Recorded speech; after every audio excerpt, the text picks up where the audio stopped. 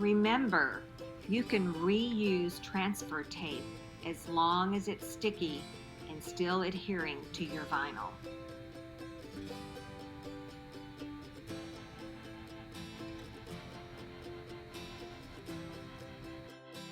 If you have a piece of vinyl that has a wrinkle running through it, just open this vinyl, gently pull it back from the backing,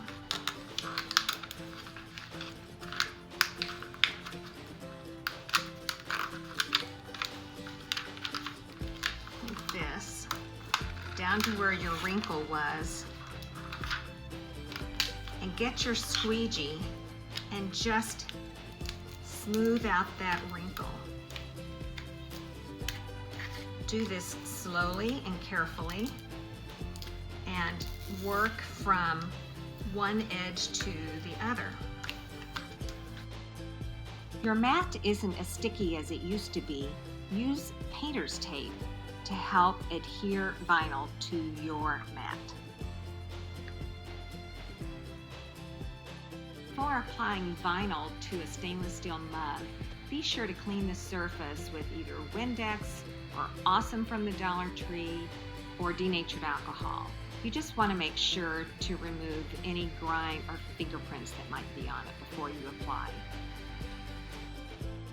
Another link that I love is wordmark.it, and all you have to do is enter a word or phrase. It could be a headline that you're going to use, it could be your body copy that you're going to use, and it'll show you every font that you have in your computer. Pretty cool, huh?